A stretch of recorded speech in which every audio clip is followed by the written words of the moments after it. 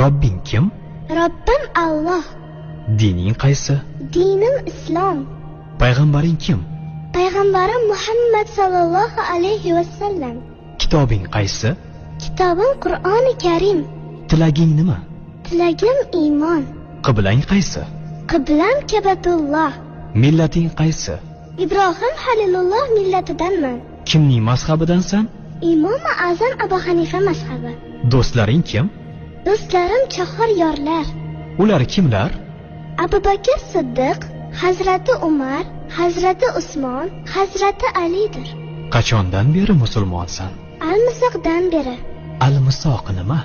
Alloh taolo ruhimizni yaratib, ulardan va'da olgan kun. E'tiqoding qaysi?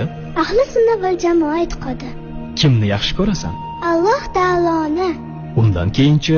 Payg'ambarimiz Muhammad alayhissalomni. Undan keyinchi?